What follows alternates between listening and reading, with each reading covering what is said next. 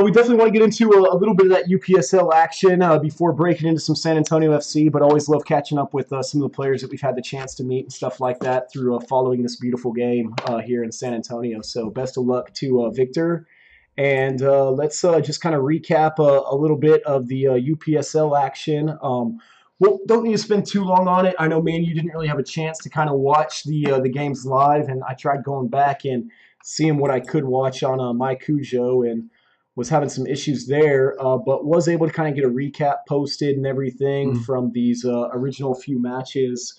I guess we can kind of start with the Corinthians, who we ended our last episode with some breaking news Not very positive breaking news.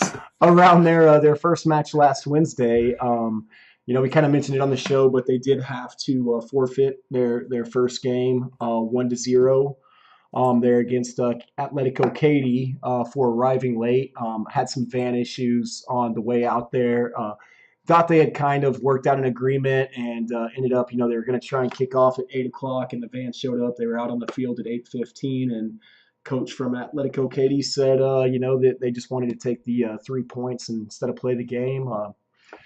And unfortunately, rules are rules. Yeah. So, but hopefully, when the Atletico Katy comes to San Antonio, they'll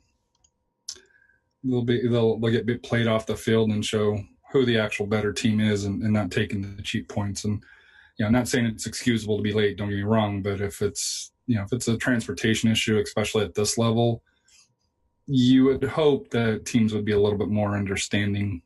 I understand 3 points is 3 points. Don't get me wrong. Maybe they're scared of San Antonio teams because if we remember last year, Samba beat them in their home opener as well. So, maybe it's before they went on a run, but we'll see.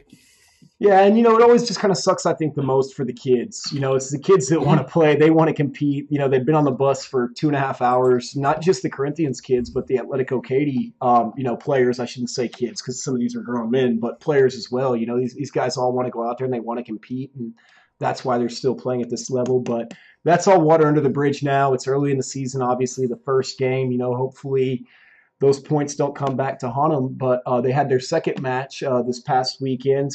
Were able to go ahead and get their first 3 points. Were you able to get any information or anything like that from their second game there? Yeah, looking at the recap that you did, they won 2-0 over Texas International with Carlos Guerrero scoring the first goal for the Corinthians. And then the second goal came in the 65th minute to get them, their first win. I caught a little bit of the action, and it's hard with the UPSL, and it's great that we get to see it, but it's hard to really be able to identify players and numbers, and just Who from did it. what? But yeah, but it's I thought they looked pretty good for it. Now it's hard to see with it early in the season to know exactly kind of the competition that they're at. However, Texas International was also 1-1. As well, they beat the Texas Hawks, on the March 30th for that here. So, they set fourth in the South here at 3 points. Atletico Katy is in first, 2-0, and then Houston FC and sorry if I'm going to mispronounce the Almeria SC That's a or hard FC, one. pardon me, both at 4 points, but. What's nice about the South, everybody's played 2 games, and so you have kind of a clear understanding of where teams are. Still early in the year, as we saw last year. Teams start out, and then hopefully we don't have the rainouts like we did last year. So, which I already know, one team in the Heart had a rainout here locally. So. Yeah, Bernie FC Thunder was supposed to play FC Waco. No plans yet, or no dates yet as far as any kind of makeup game goes. But Bernie Thunder also one of those teams that would have had 2 matches, so already 1 match on the season. They won their first game against the FC Knights 2-0 2 Saturdays ago at home. So Their first two matches, both there at Well, I guess the second match wasn't technically at Bernie City Park because they didn't play it. But two home games supposedly to start off. We'll let you know whenever they do update or schedule that makeup game for the rain out there. But they basically got a little bit of rest here before they take on the San Antonio Runners. That's going to be a Wednesday game a week from tomorrow at 7 p.m. on the UTSA rec fields. So, and speaking of the Runners, they picked off where they finished last year. Outside of the playoffs, put a tweet on there. Can anybody in the Heart division step up and compete with them? They beat Round Rock 4-0, and that was Round Rock's third match. So they had already had 2 games to get fit and get action, and the Runners came out, and it was on the road. So pretty impressive by the Runners and Coach Mason. They play April 13th coming up at 7:00 here. So for the Runners, it looks like another year, which they're going to be pretty competitive for it here, and they play FC Knights on the 13th here, so this Saturday here. So I would expect another win, although every team could have its day, but unfortunately with the FC Knights, they're 0-3 so far and a negative 12 goal differential. So I think you'd have to consider that a pretty big upset if the Knights came into San Antonio and upset them. So and then that brings us to our old friend Samba, who opened up here at Wheatley and was able to defeat Coyotes FC out of Temple. I think you caught a little bit of that for that here. I know John submitted, I think it was the second goal from the free kick for the Cujo goal of the week. So if we do happen to see that, put out some votes and we'll tweet that out if it is nominated for the goal of the week for UPSL. But it was a heck of a free kick from Bogdanov. I'm sorry if I mispronounced that. But like I said here, it's shaping up to me, like I said here, for the San Antonio teams, as far as when they played, they all won when it comes to UPSL action. So you can't complain about that from any of the 4.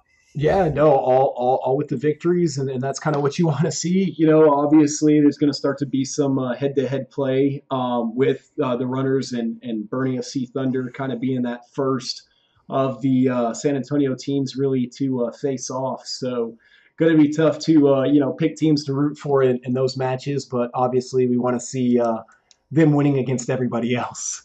So and I will say,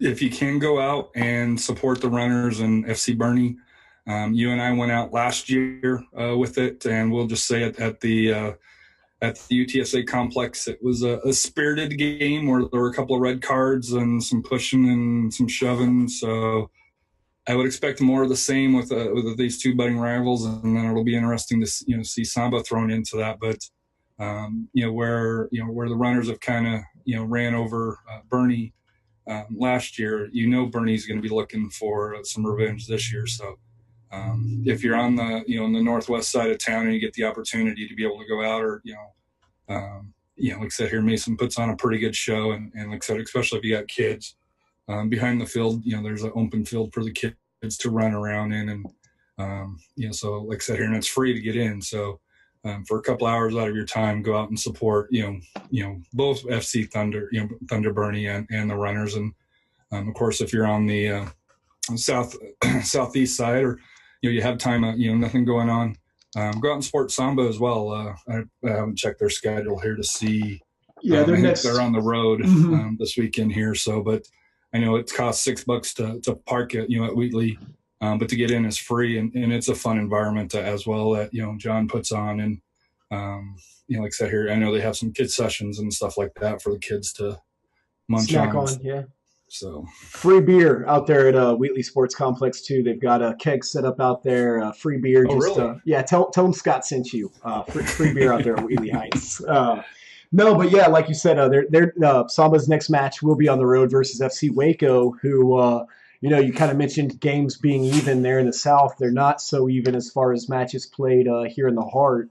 FC Waco kind of currently sitting at the top of the table with their 3 matches played. They Having to played rain out. 2. They got rained out against Thunder. My apologies. I thought that was their 4th. So they do Yeah. only have 2 matches played and Yeah. are at the top of the table. So FC Waco going to be that should be a good matchup for Samba, a good test here in the Heart to go on the road and see if they can get those 3 points against the division leader. Yeah, that one will be, if you're going to watch a game on My Cujo, that one is going to be one that you want to watch. I know Matt Kahala, formerly UPSL Central Commissioner, now I'm now part of the national team on UPSL. Was working with them last year, and obviously you can see by the results here that they look to be one that will compete with the runners, at least early on. Results, but we all know San Antonio is better than Waco, in everything. So Don't tell that to the Baylor girls basketball team. No, but that hey, matchup. don't forget UTSA got their first Power 5 one against Baylor University. I love it. And Baylor. I love it.